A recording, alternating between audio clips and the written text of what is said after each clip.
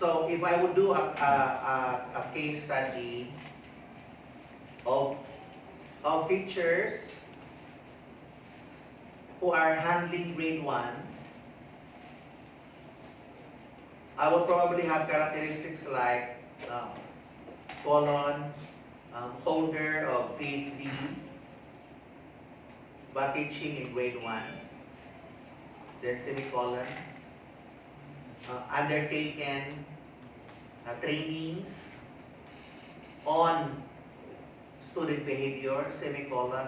So you need to isolate 1, 2, or 3 reasons why a person is included in a research. Okay, and only you can define that one because that is your study. So which means that teachers can be classified as not anyone who is in school as a teacher, regular teacher with 40 hours of load of work every week, who has not been on leave for more than 2 weeks. So these are called inclusion criteria.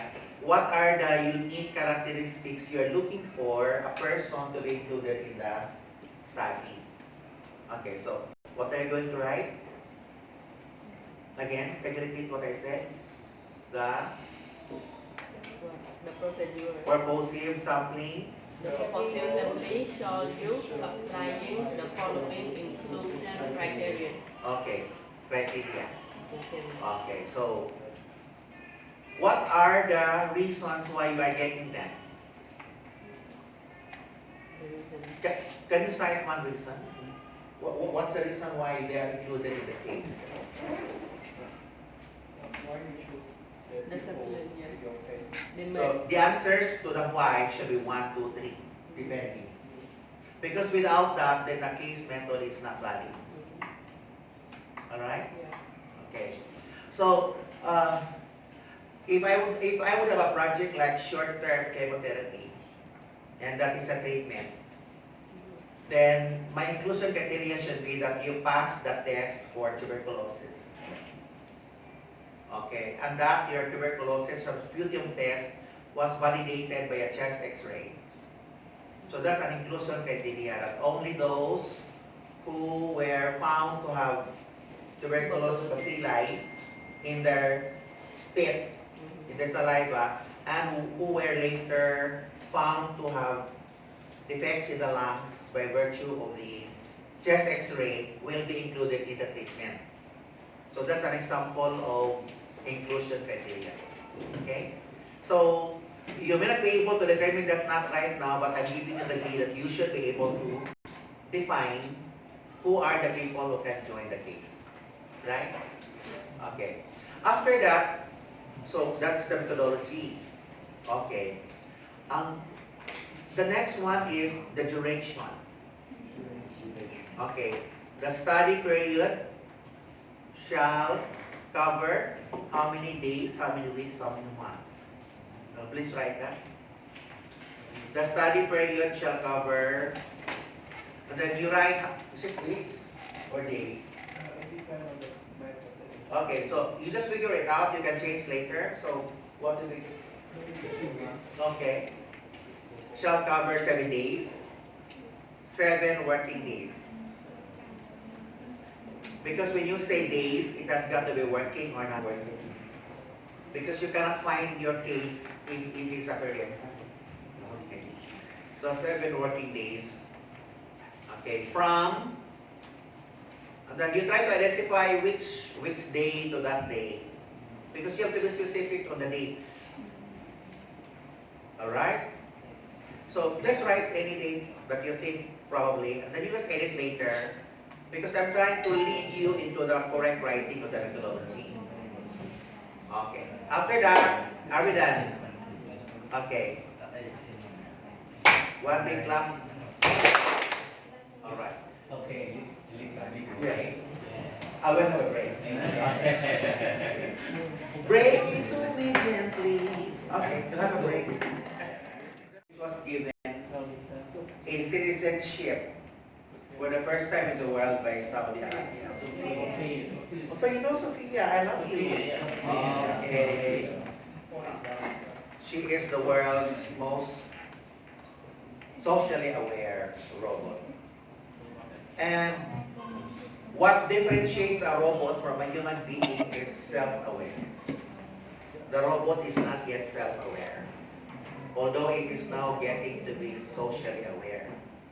If robots will acquire self-awareness, then they will be able to duplicate humans. That's right. So be happy you were born at this time. That you are young. Because if you were born during the revolution, then you will be running to the hills and fighting the guerrillas and then dying along the way. Right? That's why I was very fortunate I wasn't born during the revolution in 1896. Because had that happened, then I wouldn't be able to go to school because I will be hiding from the war. See? So sometimes you would say that we are lucky, that we were born at a period of peace already. But unlucky for those who died and lived during that era. Like, how would it be for you if you were born during the construction of the temples of Chiang Rai? Well, day in and day out, you will just be carving stones and then putting them, then dying along the way. Just imagine that. If they born at the ring with my room, Yes. Yes. 1975. That's right. But now, they are the new generation Yeah. that didn't experience the hardships. But I think you were able to witness that, right? Yes. Very good, very good. Oh, but you were still young at the time. Very young, 11 years old. We're happy that he was young at the time because had he been a scholar already, he could have been killed. Yes. Because that was the time where the scholars were killed. Yes. There were thousands of them. All education institution closed. That's right. Yes, closed. All closed. Okay, so I'm excited to go to the next part, which is about ethics. And I'm happy to know that you have already undertaken some ethics training with Shirley Hall, and I think I will just show you some slides on compliance to research ethics protocol. Can you share that on the screen? The paragraph. Compliance to research ethics protocol. The one that we transferred to Cambodia.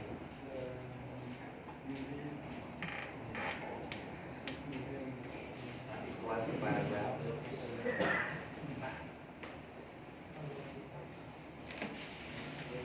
Compliance to research ethics. Can you just search for it? To research protocol.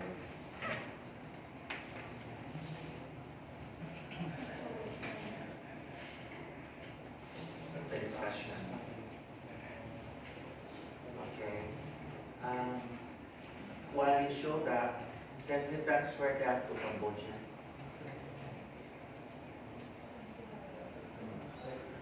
The research ethics informed consent should be written in Cambodian. Why is it important? Because the rule says it should be written in the mother tongue, in the first language of the respondent, so that he will not have problems understanding what you want. Okay? So can you read this? Together, go. Okay, everybody. Can I read it? Can you see or No. small? Small. Okay. So, can you increase the size? Yes. Okay, everybody go. Karan alone, Karan what is the challenge to take for us?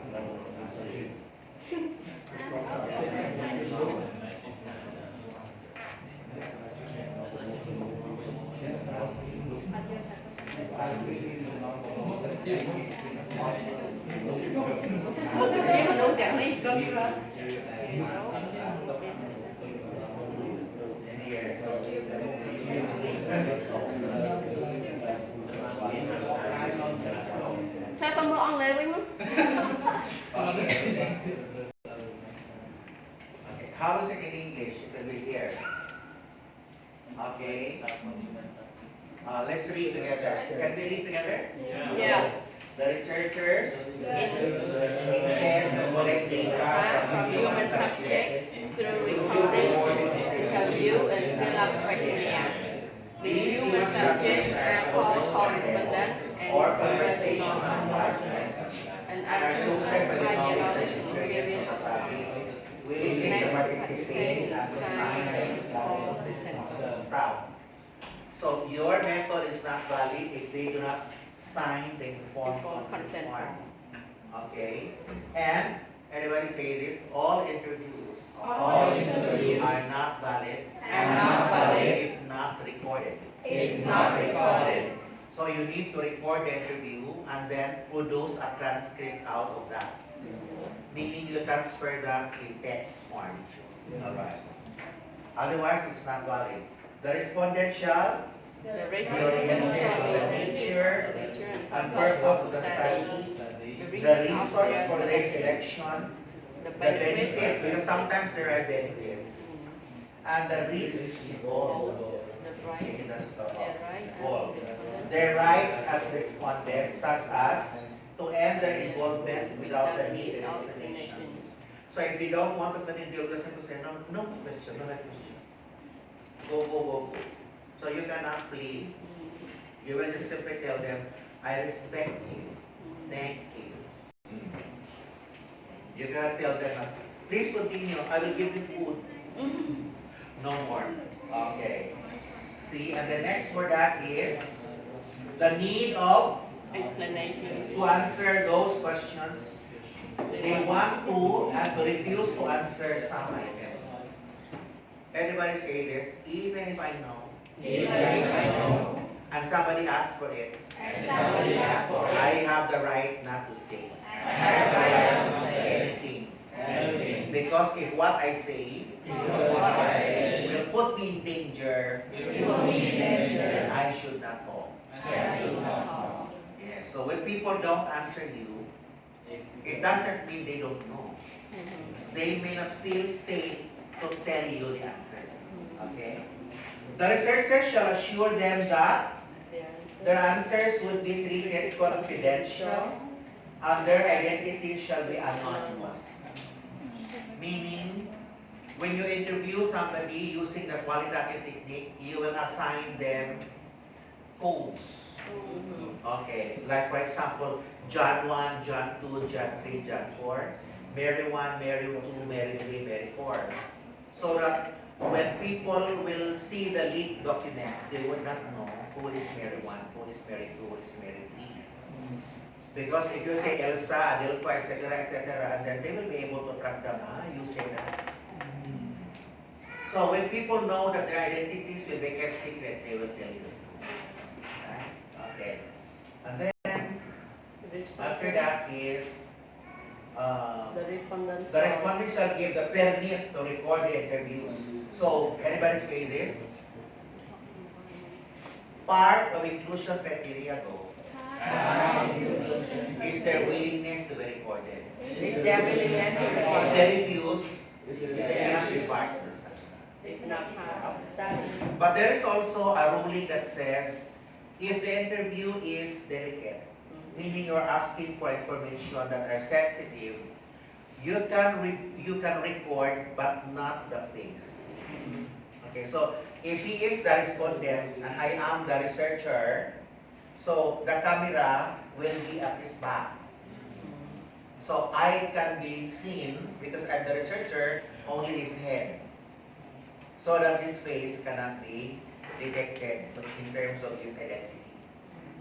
Because right now, if you would say, who is this person? Alright? Do you know how easy it is to detect who is this person even if you don't know? You just copy his face and then paste it in Facebook, and Facebook will tell you who is this person. Don't you realize that when you paste, there is a box for every face that tells you who is this person? Recognized in FB, right? What is that? That is artificial intelligence feature. Anybody say this?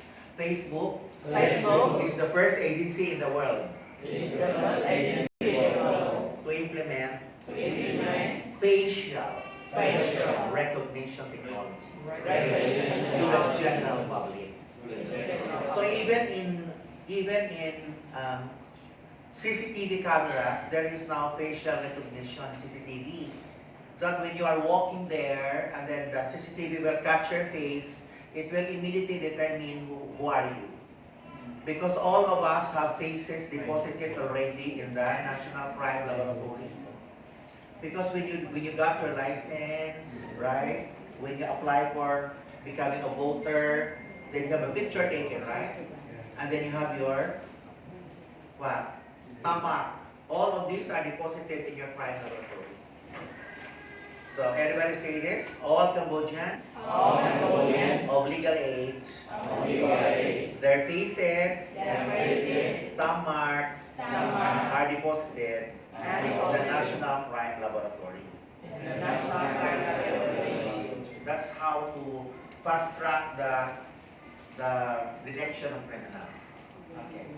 So in the US, they have a CCTV camera that will spot you immediately if you have crimes. So it will alert the one operating the CCTV camera.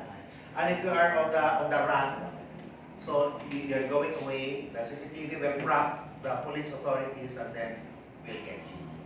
Okay. But if you change your face, okay, then the camera will not be able to spot you, except with iris technology. Iris, I-R-I-S,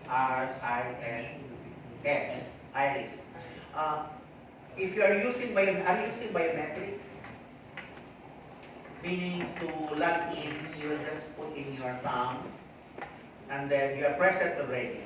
That's low class. Because the higher class is you will just look at the screen, the lens, and then the machine will be able to detect, the computer will detect your iris. So that's for high level offices that are considered to be off limits to outsiders. Okay. So here, the respondent shall give the permit to record the interviews and be furnished a printed copy of the transcript for review, editing, and signature for confirmation. The result of the study shall be presented to the respondent for validation before finalization of the manuscript. Their ideas and suggestions shall be included in the discussion. So, which means that if I interview you, I record you, of course your face is not there, and then I transfer that to written form, and then after that I will see you again, I will show you what you said, because everybody say this, not all will say. We want to be documented. So I did a study of the housewives that are living along our river, and one of the questions was intimacy. How are they in their sex life with their husbands? Okay, and the answer was a giggle. No problem. We make love 3 times a day. So one lady said that, but when she saw the transcript, no, please don't include. Because I don't want people to think I'm a maniac. So she said it openly during the interview, but when she read the transcript, she was horrified. She said, no, don't include this. That is why an interview cannot be final unless the interviewee will read again what is said and finalized. Because there are times that they are not able to explain a portion better. So you can ask them, what do you mean by this? And then they will have more explanations until they're done. Can everybody say this? Go. After the process, they will sign every page to indicate that they have approved of what information about them should be released for the research. Like when we did a study of the river, we were able to find that our river was very dirty where the E. coli, you know, E. coli is a bacteria in the river coming from the human feces. Yes, oh, 3.5 million. And then only 2,000 is allowable, right? Yes. And when the authorities knew about our findings, they got angry because the tourism will be affected because people will be afraid of the dirty river. And what saved us was that they signed the consent forms. And it means therefore that we did not invent the information because those information were given to us with permission. That is the meaning here. Okay. So yes, please. Actually, he said that when we ask the respondent will be coded, for example, John 1, Mary 1, Mary 2, for example. But when we give the finalized script to them and then they sign, then can we recognize the sign with the person? Because actually, different people have different nations. Okay. So on your own as a researcher, you have Mary 1, Mary 2, Mary 20, and then you have their names. Yeah. Okay. But in the transcript, they will just be labeled as Mary 3. Because during the consent form, if I were the researcher and I will tell you, if your name, for example, is Adele, so say, Miss Adele, we will hide your identity, okay, so that you will not be exposed. I will be calling you Mary 7. Okay. So next time when I meet you and I will show you the transcript that is written, this is what you said under Mary 7. Yeah. Although your name is Adele. Yeah, but when I sign it, maybe people know about my signature. So even I'm Mary 7, but when people see my signature, they will see, oh, it is, for example, Ali, for example.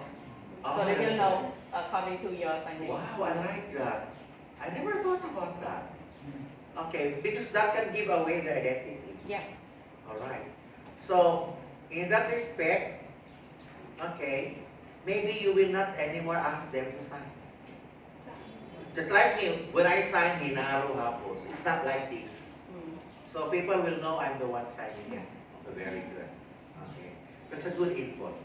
Okay, I'm learning from this class. So what if we let him over signs on the transcript that we wrote and then we do not include it in our journal, just only keep it in our file because we are afraid that one day if the participant want to raise their views on our paper, we have the evidence that what you approved is this. Okay. But without including No, our I think the question is where shall we deposit the results of the study? So one way to do is in a secure database which we call the iCloud. So you can send the digital copies in the iCloud and then within a period of 6 months to 1 year, you know, after the study is finished, okay, you can actually decide to destroy the copies. Yes. Okay. Can everybody say this? A school School that practices good research research by by a shredding machine. Okay, so it's a simple like that. So you just put in the paper and then it shreds. Okay, to keep the identity. Anyway, the digital copy is in the iCloud. So you will not have a problem there. But if you will just be asking about issues like what are the difficulties of learning, so that's not something that they should be ashamed of. That's normal. But there are studies about personal relationships, diba? A man loving another man, a woman loving another woman. They are sensitive by nature of the information. All right? Or talks about suicide and things like that. Or rebellion or things like that. And then we have to keep the identity very secret. Okay. So get this point. After that, I will show you how to, this is a sample of a template on how to write. This part in the method section. And then I will show you the instrument. So this is how you are going to answer as a checklist the, that's about the ethics one.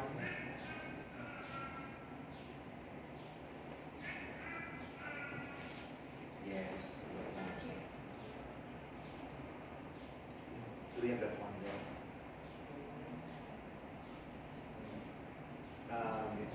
Compliance to ethics form. Compliance to ethics form.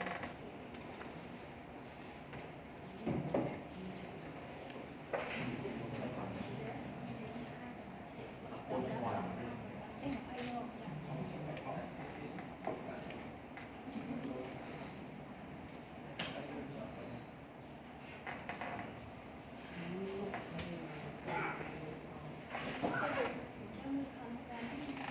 We had it already a while.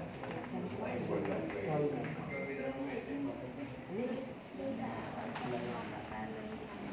To ethics assessment one. Remember there was a word assessment.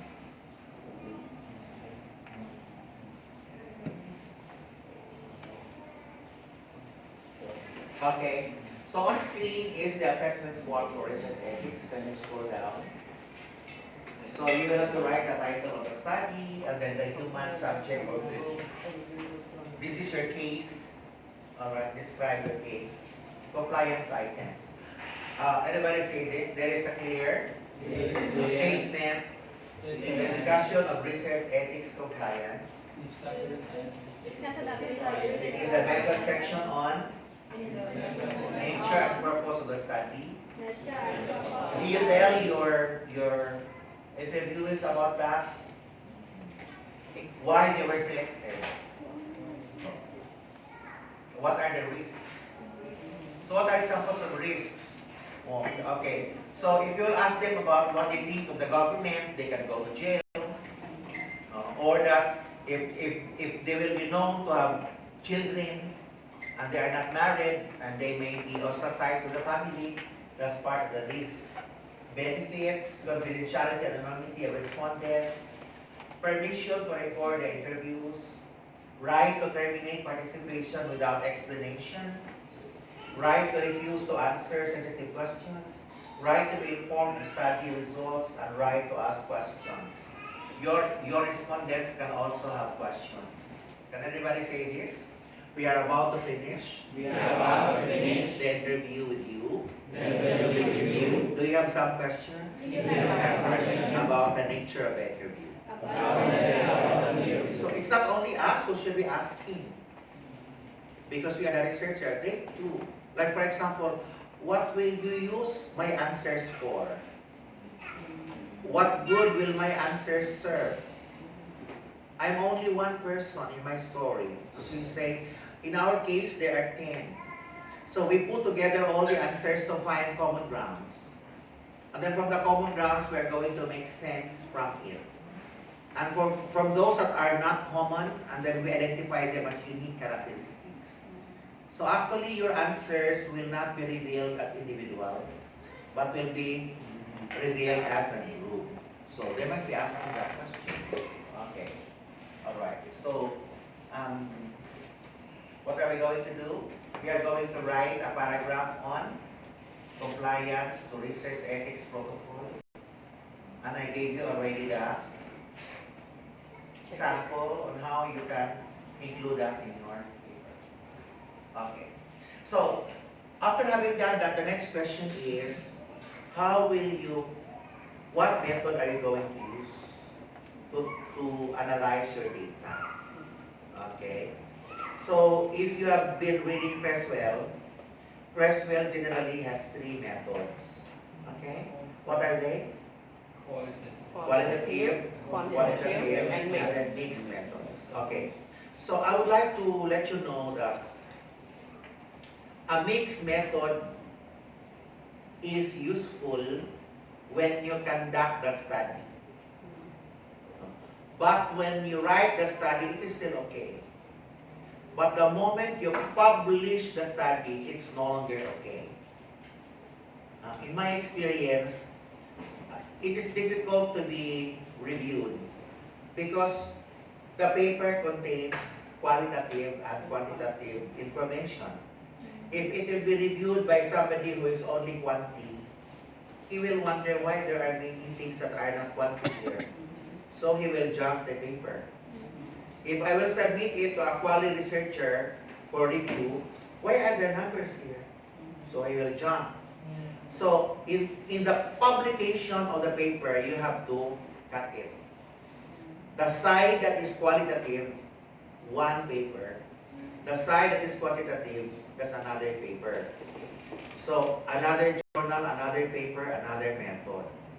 When my sister finished a doctorate in business administration in the Philippines, she had interviews.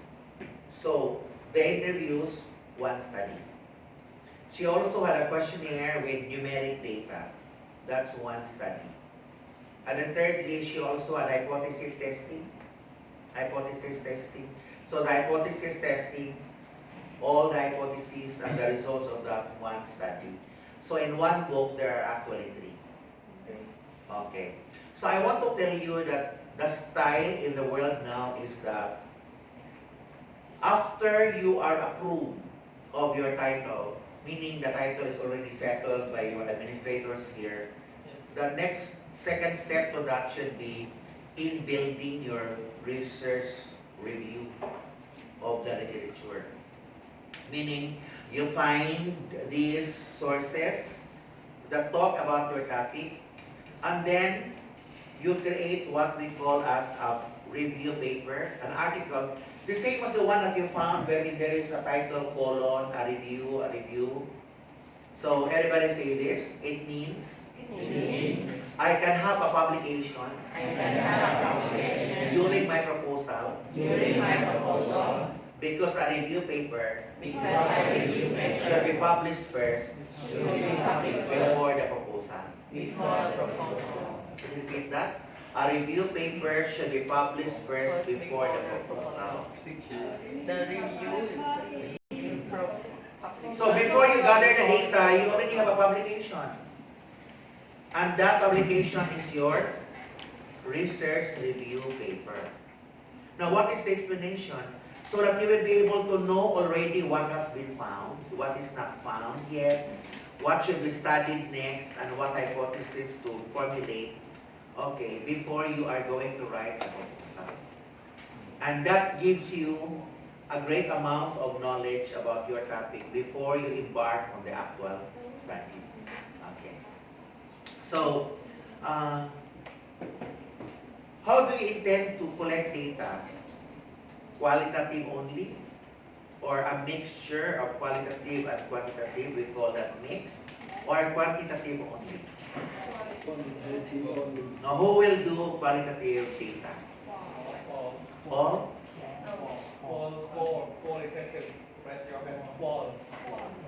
Okay. What about quantitative data? Who will do quantitative data? Okay, good.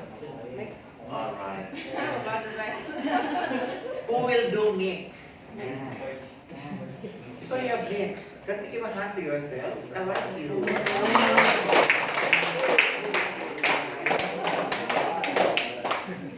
So if you do quantitative data, there should be at least 3 objectives. You can have 4, but at least 3. Don't have 1. Because if you only have 1, it may not be enough to put up 1 publication. So how many? At least 3. If you do qualitative data, at least 3. I am not saying only 3, at least 3. So that the answers to the 3 questions or to the 3 objectives can form 1 publication. So which means that if you do mixed methods, again, who are those doing mixed methods? Go. I should have at least 3 quali objectives plus at least 3 quantitative objectives, and that makes it mixed. Yes. Because you cannot have 1 quali and 1 quantity, that will not work. At least 6. 3 quali and 3 quality. Because when you finish the paper, it will be published twice. One for quali and then one for quantity. Because you have two sets of results. Is that clear to you? So when we write the objective, we need to separate it. For example, 3 objective is for qual and 3 objective for quant. We need to write it separately. Okay, you can have it 1, 2, 3, 6. Yeah. But you know that those 3 are intended for quali. And those 3 are intended for quantity. Because that is the meaning of mix. Alright. So, after this, what are you going to do? Okay. Data collection techniques. Can you write that? Data collection techniques. Okay. I will begin with qualitative data collection. Alright. So, the first technique, of course, is in-depth personal interview. INDEPTH, in-depth personal interview. Okay, that's qualitative data. So what's the first one? In-depth personal interview. Then after that, then you can go into what we call as FGD. FGD. Have you heard of that? FGD stands for? Oh, I love you. Focus group discussion. All right. Yes. Okay. Now, for the in-depth personal interview, there are actually 3 phases. Can anybody say this? Do I know? That I have to do the interview in 3 settings of the same person. Each time 2 hours. So if I do quali, I talk to you, we interview for 2 hours, and then after that I create a transcript. I'll go back to you so that you can review. After that I have another set of questions which are higher than the previous. So another 2 hours. So each 2 hours will generally produce 50 printed pages. How many? 50 printed pages of transcript for a 2-hour interview. So if you will have your second, which is higher, then that is 50 printed pages. And then the third one, the 50 printed pages. So if you have 10 people, okay, you will have 1,500 pages of data. That's how massive and how difficult qualitative research is. Okay?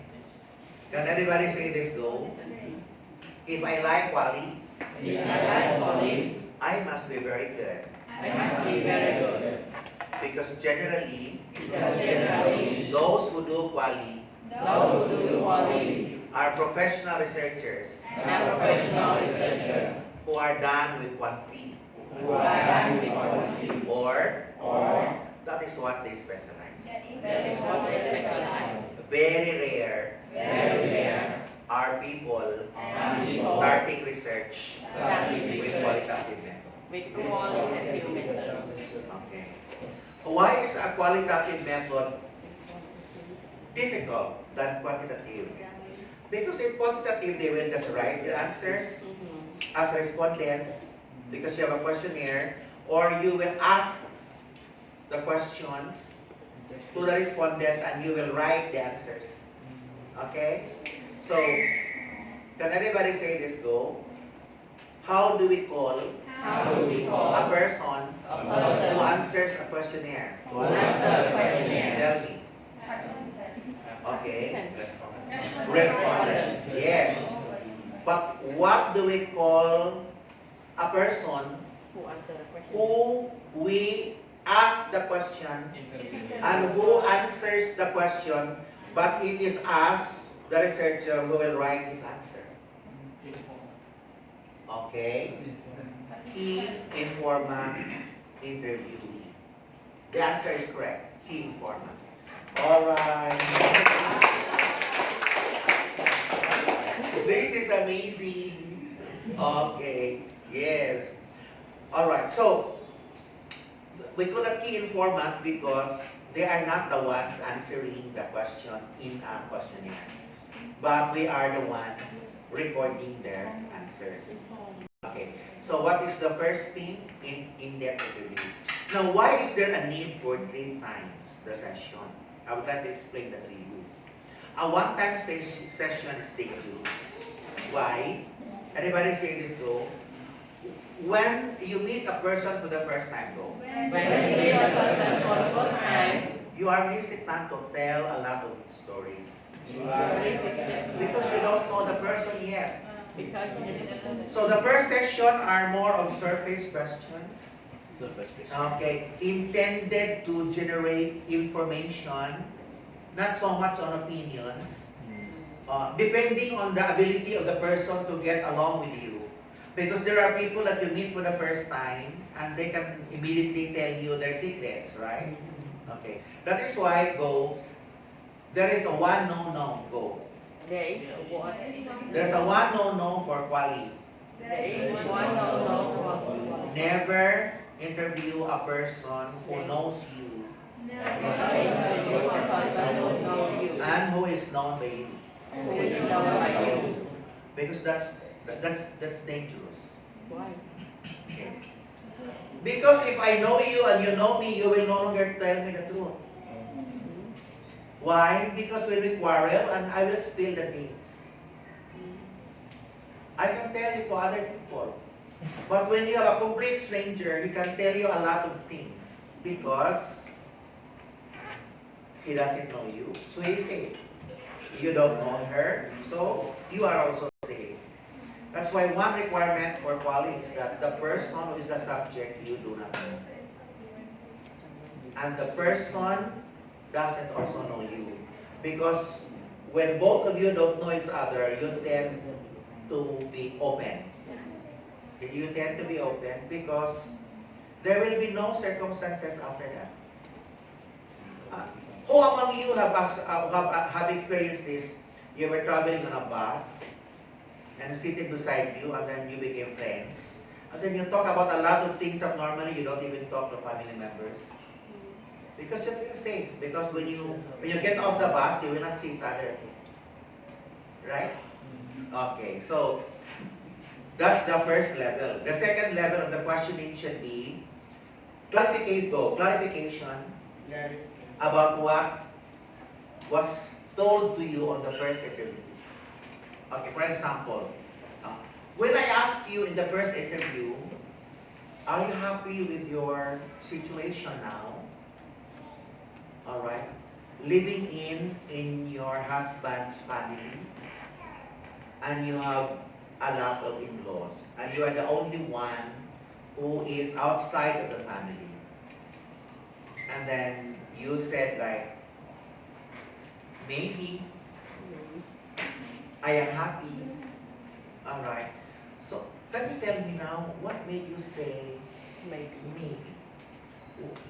Why are you not certain whether you are happy or not happy? Because sometimes we are happy. Because that is something that wasn't clarified in the first interview.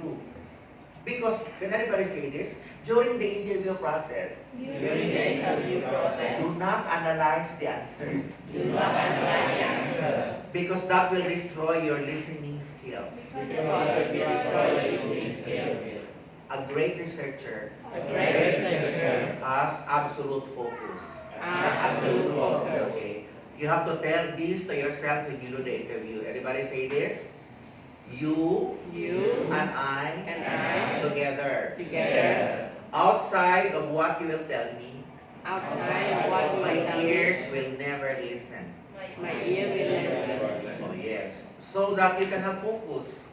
Okay? So it's very, very important that you have that kind of mindset that you are the most important person to me and I will not analyze what you are telling me because that will destroy my listening. Imagine if you are telling me a lot of your stories and I am thinking about analyzing what you are saying, I would not be able to listen to the content of what you are saying. So everybody say this. During the interview, just get data. Just get Do that. not analyze. Not analyze. When you produce the written transcript, When you that is the time that you analyze. That is the time. So everybody say this. A good researcher has very dirty transcript. Because you'll say,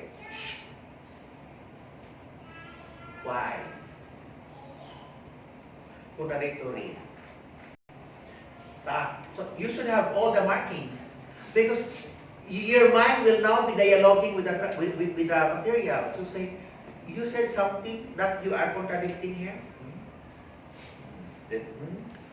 Question mark. What's the purpose? Because in the second interview, you are going to ask her why what explains those things that are not clear. And then there are questions also that you say, no comment about that. Later on, you bring it up, and then no comment about that. No comment. No comment. Everybody say it. There is a sociology for no comment answers. Go. No comment. Yeah. There is a meaning in research. It's a very deep meaning why people are not commenting. So when I tell you, no comment, no comment, no comment, it may mean that in this building, nobody should tell the truth or you will be dead. Because the management will not allow that you tell the truth because it might destroy the institution.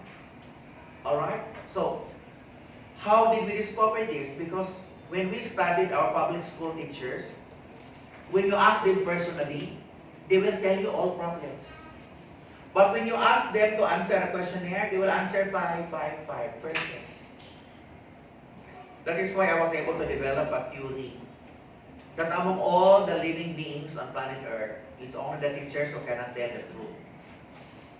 Because that is always our experience. The teachers do not ever tell the truth in writing. But when you talk to them, they tell you all their worries and all their problems. And the reason is that they didn't want the principal to know or the system to know because they will be punished. And punished means that they will be transferred to the mountain, to the sea that is very, very far away, or they will be moved to another class. And so there are many repercussions. So when they say, no comment, it means that the environment can be repressive. And there can be politically charged situation. And that your topic may not be something that people are open to talk about. Okay? So that's the meaning there. Alright. So, on the second meeting, I told you, you will capture what are those things that you would like to follow up from the statement of the first interview, plus higher level order questions. Okay? And then on the third level, on the third meeting, you will now be asking about the themes of their life. Can anybody say this? Go. In qualitative research, we should not be content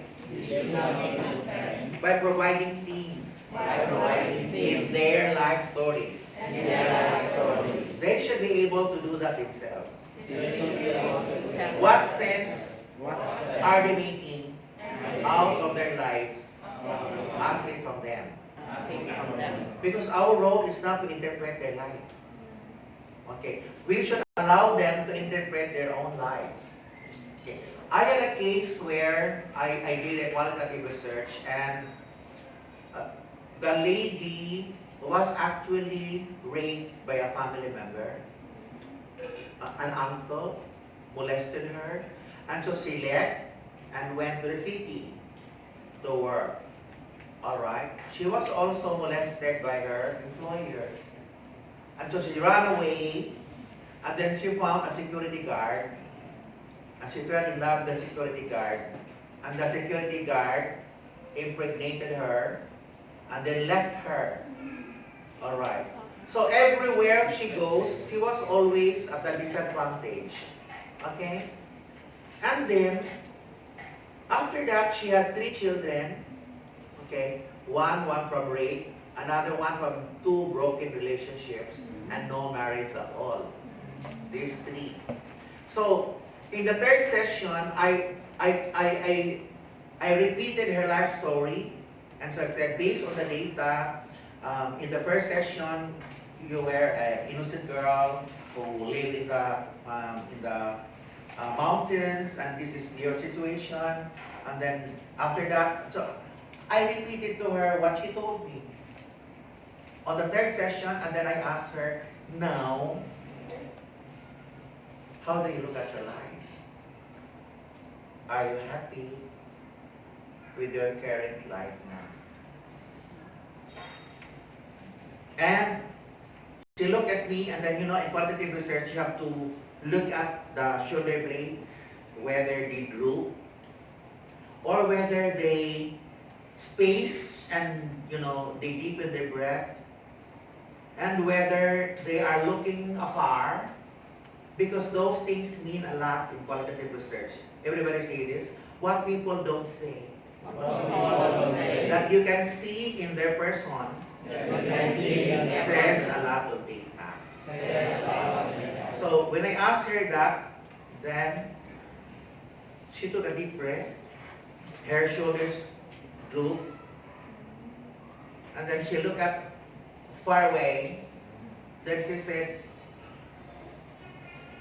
yes, I'm happy. I'm happy. Where can you find a person who is happy and then crying at the same time? Maybe she too happy.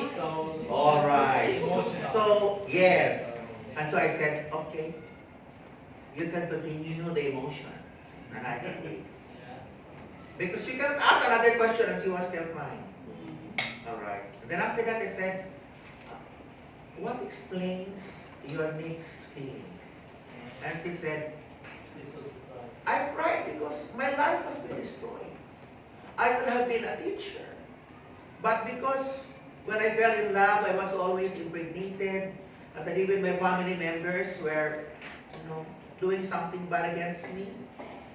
I'm sad about that part of my life. But I had 3 children, and then I raised them. And they finished already their schooling. They have their jobs. Their life are in order, and I'm happy for them. Although my own personal life, I cannot restore that. So, happy for what happened to the children, but unhappy for not being able to accomplish her personal goals. And then what did we learn from there? Can anybody say this? We make so much demands, say that, to our mother and father. Did we ever ask them, what are their sacrifices for their personal happiness, which they cannot achieve because we happen to be their children? So I have a nephew who always likes to party because, he looks great and he comes from a good school. And so the girls would always invite him everywhere. And then he impregnated a woman. And then later on he became a father. And then I said, I think you need to get married. And then, make long story short, he got married and he has this cute little boy. It's about 6 months plus. And what happened to the party boy? He never go out at night anymore because he was taking care of the baby. He would bathe the baby and then, the infant formula milk. He would feed the baby. All right. Then I said, now as a father, what are your sacrifices? Enjoying the night. Because instead of, partying, he would think about his son. Whether his son is hungry because his wife is in another city because she has a back job. She's a teller of a bank. And so he became the mother of his boy. Because the mother of the boy is working somewhere. So he has plenty of self-sacrifices. And then before he got married, he would wake up at the time that he likes. And he would sleep at the time that he likes. And what happened is that the baby always wakes up during the night, and he could not sleep. And during the day, the baby is sleeping, and here he is. So, his life is reversed. For those of you who are parents, right, the children are awake during the night, and you need to sleep because you have a job the following day. How much sacrifice is that? But as children, We were not witnessing that because we were still kids, but how much sacrifice. That is why when we disobey our parents, they have deep feelings about those. Because they know how much sacrifices they have for their children. Alright? Yes. Okay. Alright? And everybody say this. When a child is growing up, the world of the parents is just about this child. When this child grows up, in his world is his lover. No more the family. And then he will get out and have his own, leaving his family. Because that is what life is all about. Okay. So that's on the third interview, the themes. And so I asked, can everybody say this? If your life can be made into a song, what song you know best sums up your life?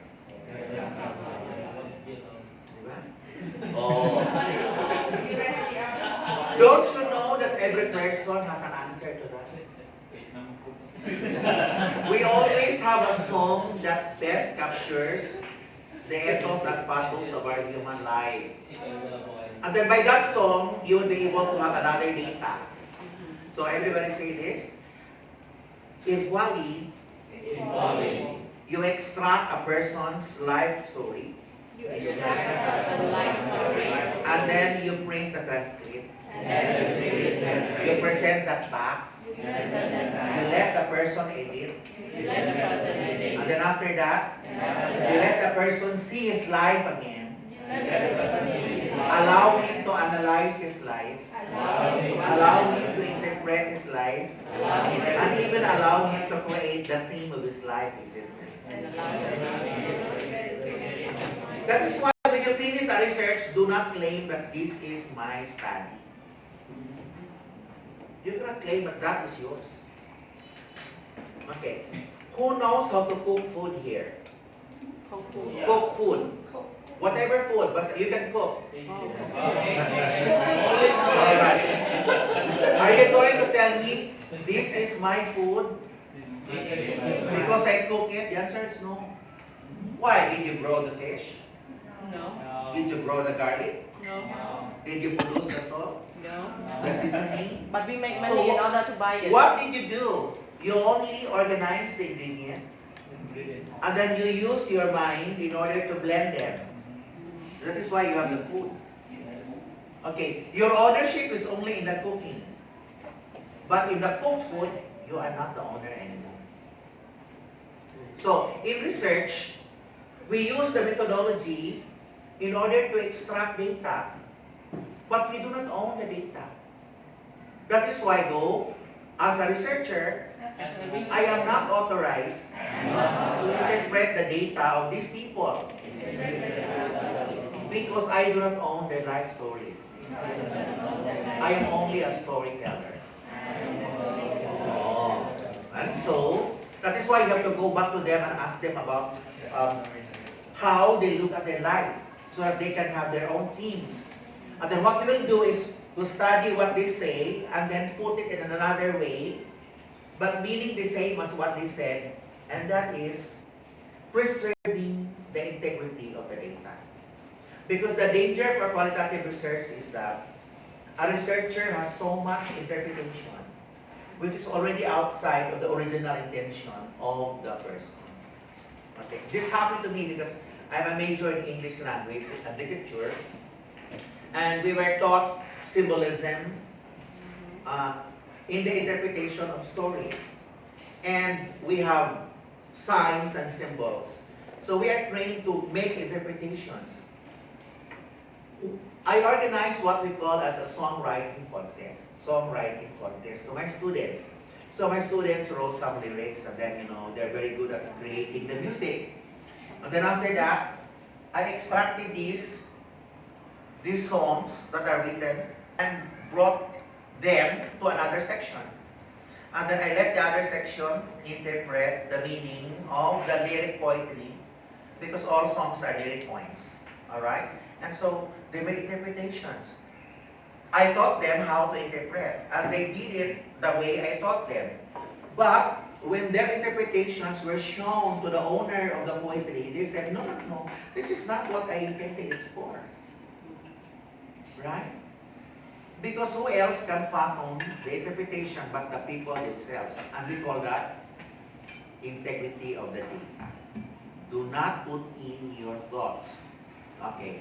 You can put in your analysis of what they are saying, but you do not interpret it your way about their life stories. Because that is something that we should not do in research. Okay? So, is it clear to you, that part? Yes. Okay, we collect, we give it back, and then we talk about them. So I call that as a magic mirror. Okay. Can you look at your screen? Okay. And then say this with me. Suppose this is a magic mirror. In front of this mirror is you. The respondent to the study. What do you see? What do you think about what you say? What is the meaning of your life now? After telling your story. So they'll provide these answers.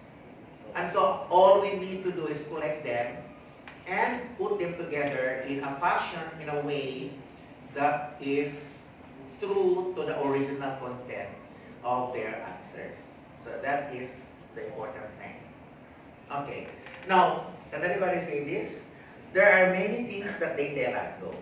There are many things We understand. we understand. No doubt. No doubt. But understanding Understanding is not the method of research. is not the method of research. Every piece of idea that they say will be isolated. Okay? Like for example, if you will ask me, what is your ambition in life and have you ever achieved your ambition? I can tell you a lot of things in 10 minutes. But then every sentence that makes sense, and then you capture. Every phrase or word that makes sense, you capture. Alright? We call this as notes of your content. And then from those that you capture, you try to regroup them into something that makes sense together. Alright? And then from something that makes sense out of the words, you create a sentence. A sentence that integrates the meaning of the different words. Alright, that is the concept sentence. And then after that, okay, those words that you isolate will be coded. Coded in order to be placed in distinct groupings. Okay, so that is the coding system. You code the idea so that later on you can regroup the idea. For example, answers like optimism. So those that he says that is about optimism, you put them together. Despair. Those he says that are about despair, and then you put them together. And then you'll say ambition. Those that he thinks are about ambition, then you put them together. So the first group you code, the second group you code, the third group you code, and then out of those, ambition, write it in one sentence or two that captures the meaning. The second one, a sentence or two. The second one, a sentence or two. You are the one writing, but the idea or thoughts must be true to the original intent of the words. So it's not easy that you will just understand and then you write your understanding. Because understanding means that you are transforming the original data into your own perception. Because it has become personal to you. Everybody say this, understanding is personal. 25 people hearing the same thing will end up with 25 interpretations. That's why it's dangerous that you will understand. You pick them up and then later on. From the sentences you will develop the themes, and then from the themes you will develop the theory. So everybody say this go. The theory is the highest level that should be aspired for qualitative research. That is why during proposal hearing, proposal defenses, if you do qualitative research, there is actually no review of the literature about your topic. And that is something strange. Because we are always told that you must do literature review before you proceed, right?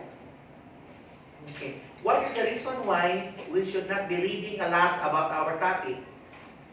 Okay, so if the topic is about teenage pregnancy, alright, we should not be reading so much about teenage pregnancy because when you get to interview these women, you will tend to extract the questions from what you know, from what you read, rather than listening intently to what she has to say. So that you will not become biased, you will not read the literature. So that you will just have questions that should be answered, and then mother question, and then you have the probing question, meaning you follow up, and then you probe deep down. And then everybody say this go. After the interview, and then you analyze, and then you make sense of the data. Then you make sense after that. That is the time to read. Okay. What sex is this from which author? But in the final oral defense, the literature review is already installed. But in the proposal, there is no literature review. That is why in the Philippines, when we do proposal for qualitative research, even a dissertation, it's just about less than 10 pages. Less than 10 pages, sometimes 5 pages only. Because all that is needed for the proposal is that you have a valid question, which is the objective of the study, and you have a valid subsections, which will explore further about your topic. Because the rest of that should be about discussion of the methodology. Alright, can everybody say this go? The issue of method is a dangerous one. If you are doing this method for the first time, 99% of the time you can be wrong. Because you are doing the method for the first time. Right? So you can be wrong. Okay, so what is needed is a safeguard so that you will not be wrong in your data. Do you want to know the safeguard? Okay. So I want to show you that one of the qualitative research methodologies is called phenomenology. Have you heard of that? Yeah. Okay, which is about lived, L-I-V-E-D, lived experiences of people. Okay, so you go to Creswell on how to do phenomenology. So according to Creswell, pheno research goes this way. And then how many people in a qualitative research you should get? How many? At least. Phenomenal, at least 2. How many? What's the formula? I like you, but you are not answering me. Because it's correct not to answer. Because there is no formula for qualitative research number. Yeah. Oh, everybody say this go. How many is dictated by the method expert. So, for example, for Creswell, phenomenology begins between about 5, minimum 5 or 3 to a maximum of 25. Yes, not many, maximum 25. So which means that if you have 7, that's within Creswell. If you have 4, that's within Creswell. If you have 25, that is within Creswell. So you cannot say, I want only 5. No. You are getting 5 because the method says 5 is within the range. Okay, everybody say this. It's not good to have so many.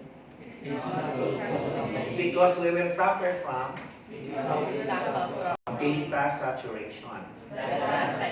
So which means that if I ask you, then you have a lot of answers. When I go to you, you still have a lot of answers, but some of them you already mentioned. On the third one, much of what she said and he said is also what you are telling me, so I only get a portion of that. And then when I get to her, all that she has said are already covered by the 3 of you. So nothing new, so I end. But in my design, I have 25. But I only have 4 because on the 5th one, nothing more. Alright? Because you're not going to tally what people are saying. It's not about counting how many times an answer is repeated. Because in quantitative research, it is the content that matters. It is not how many people are saying that. Because in qualitative research, you cannot say the majority of them, a few of them, most of them. No, no, no. Because what matters is not how many, but what matters is what they say, the content. So, it brings back to the question, what is a bad topic for qualitative research? And what is a good topic for qualitative research? Would you like to know that? Yes. Okay. Because that's what happens. I sit in oral defenses and then, the result of their study is dead. Why? Nothing new to be extracted. Because everyone is practically saying the same thing. So everybody say this, go. My topic in quality go. My topic in Should be quality something that is should be something that is personal to the respondent. personal to the respondent. He would like to keep it a secret. He would like to keep it a secret.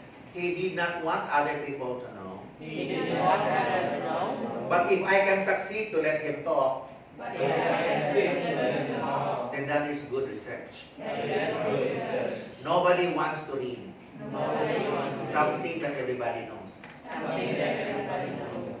If I gather data that nobody knows, That nobody knows.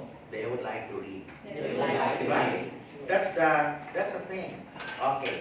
So you must choose a topic that has sensitivity, that has an element of novelty, that has an element of delicateness, that people do not want to talk about because when they talk about unique experiences which can be different from what the others are telling you, and so you will have very good data.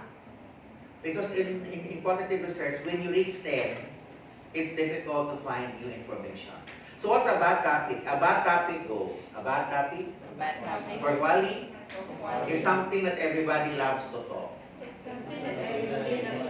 Example, how do poor people succeed in life? They would love to talk about that. Okay. How do people succeed in being a teacher? They would love to talk about that. Because these are success stories. So in my case, in my country, when we did a study of working students, all right, we initially got 50, but after 5 working students, we have a data saturation. Because they would say, we get hungry, we sacrifice our hunger, and then we had difficult bosses, and you say that we spend the night instead of sleeping, working, we are sacrificing, and every working student also says the same thing, right?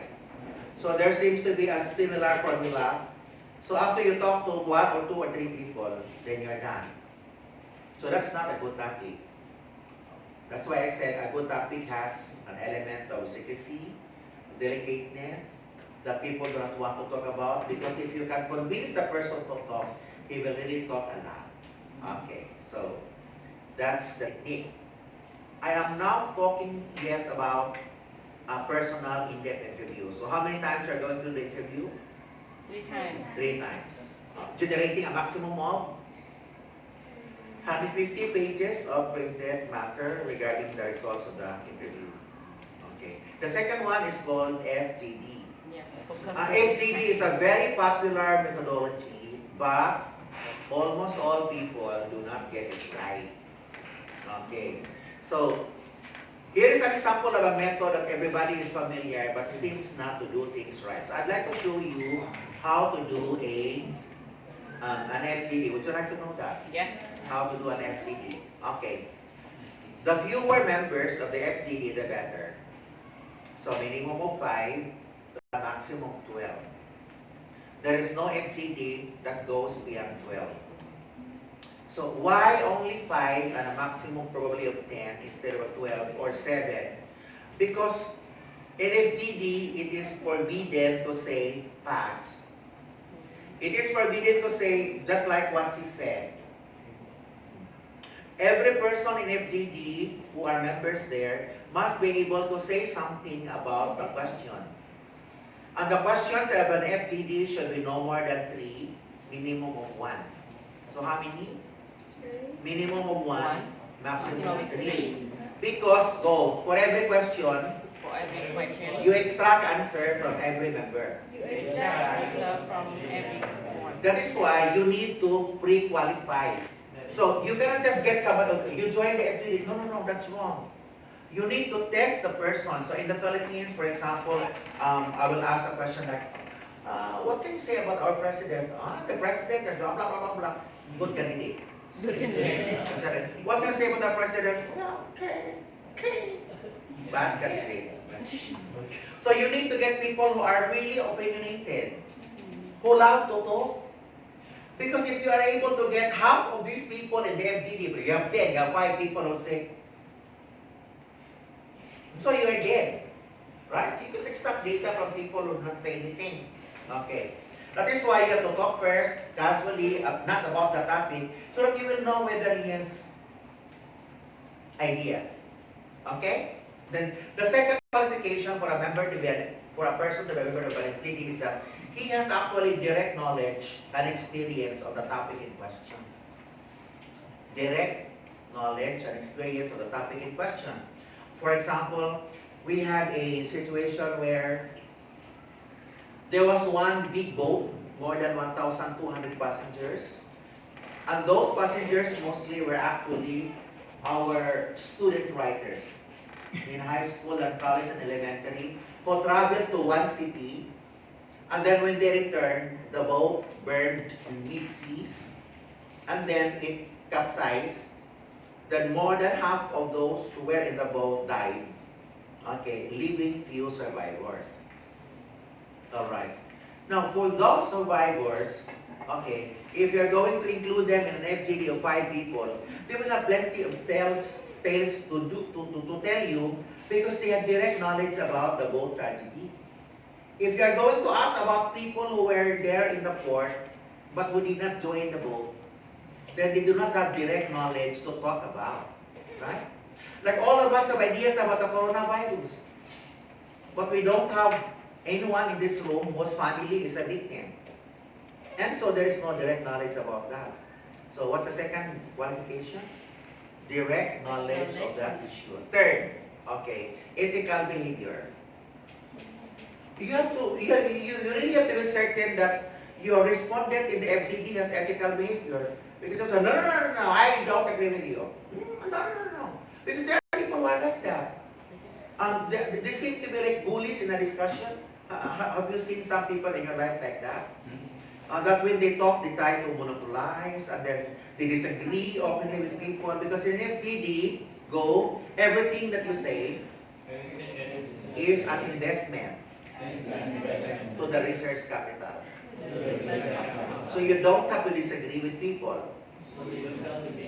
Because this is not a court that determines who is right or wrong, guilty or not guilty. We are extracting ideas. We are not judging who is right. So get that. So that's a third. And then when you do the FGD, even if you have 5 people only, you need to have a team. Everybody say this? Most of the errors in FGD is about the management of the team. So I will enumerate to you who are those that should be members and what are their roles. Would you like to know that? Yeah. Okay. So number 1, we have what we call as a process documenter. Can you write that? Process documenter. So what is his role? His role actually is to write notes about the discussion. Alright? And then he documents the process. That's 1. Alright. Second is video and recorder. Video recorder. Okay. Why? If you are the presiding officer, you cannot video yourself. So there has got to be somebody who is going to take the photos, then take the video, put the angles. Because you see, can everybody say this? When somebody talks, the lens of the camera follows. So on the other side, then the camera will follow. Don't put the camera only in one angle. Because your participants are talking each one. So just like a spotlight, you really have to follow who is talking. Otherwise, it cannot be recorded properly. That's the second one. Okay. The third one is what we call as a gatekeeper. Gatekeeper. What is the role of the gatekeeper? Number one, to screen intruders and control them. To screen intruders and to control them. I'll give an example. We're having an FGD here and all of a sudden somebody says, is Lihol there? Yes, why? Please let him go out because I have to tell him something about. Oh, then that is already destroying the participation of Lihol in the FGD because somebody is calling. So this kind of you wait until 2 hours because he has a meeting. No, you cannot come in.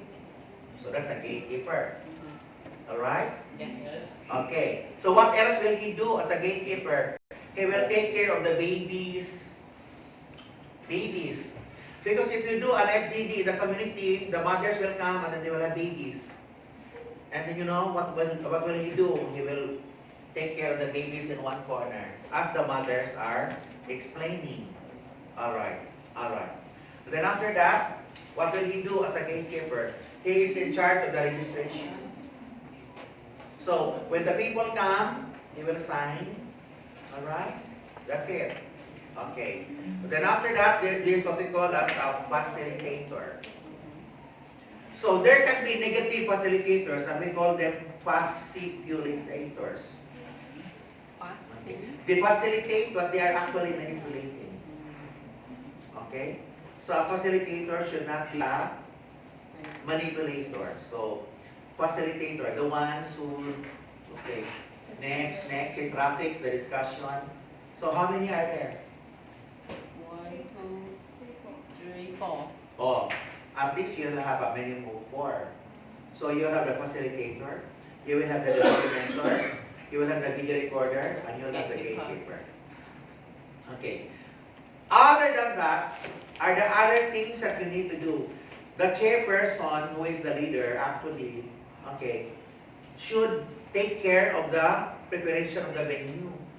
So what happened in our experience was that the officer of the company said, yes, you can have this venue. But when we arrived, there was another meeting. Because there was no approved letter.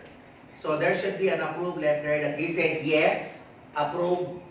And then you have to look for the person who is in charge of the venue, and usually it's the person who is keeping clean the venue.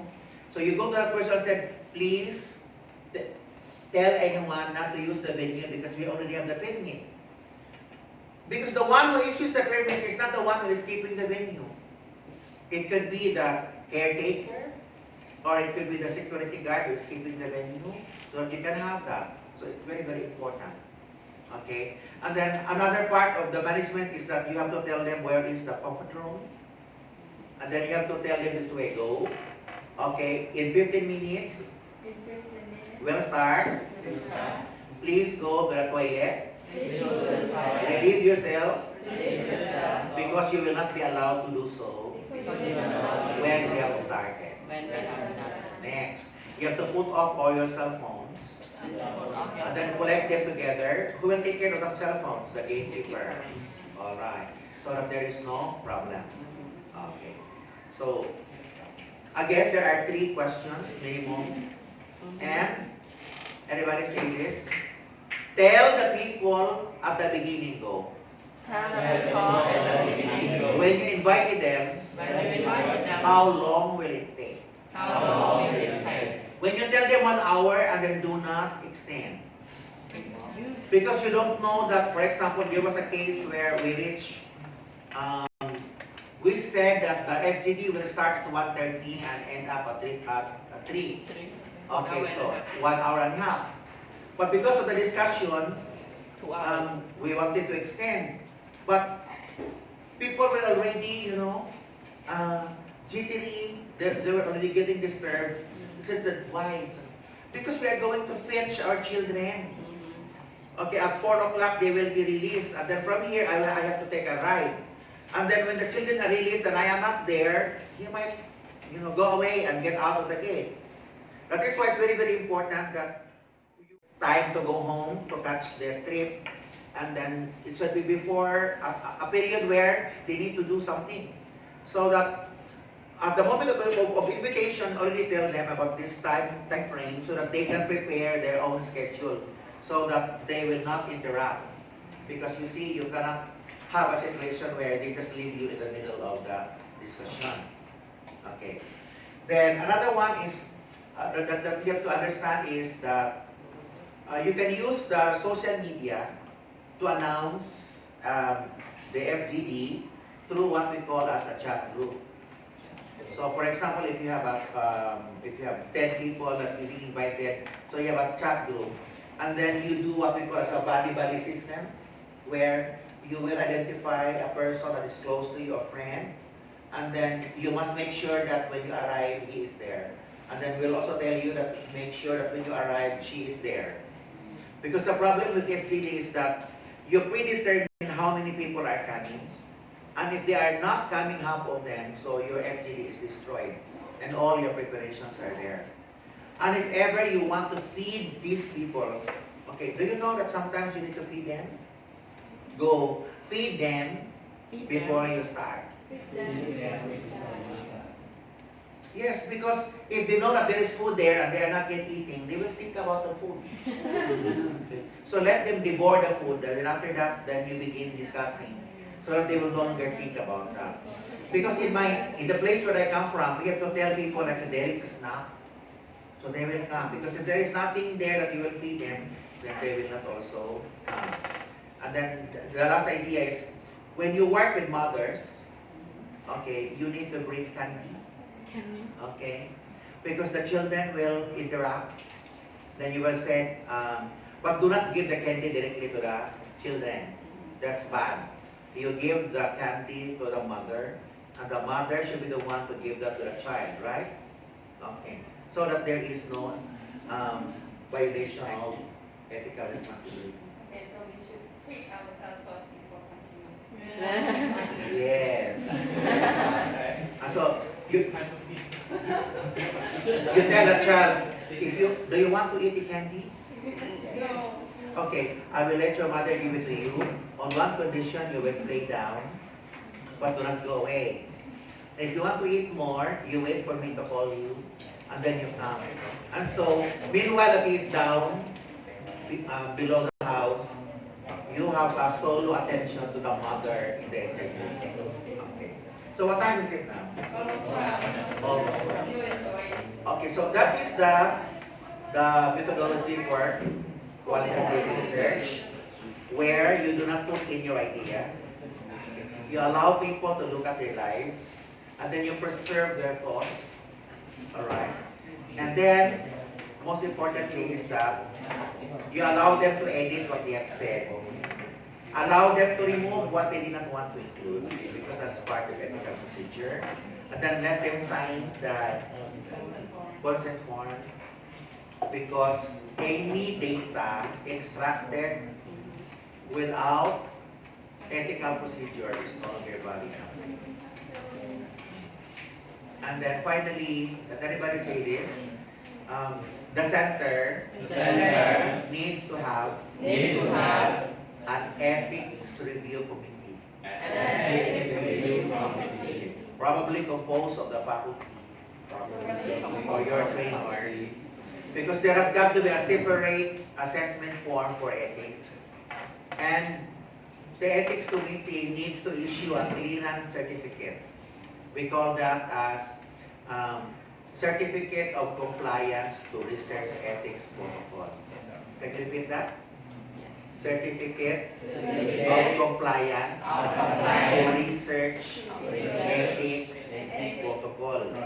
They will sign. So when you submit your paper for publication, then you attach the signed document that indeed your paper has been reviewed by an ethics committee. Okay, all right. So that winds up our morning session. Did you enjoy the show? Yeah. Yes. Thank you. We have more.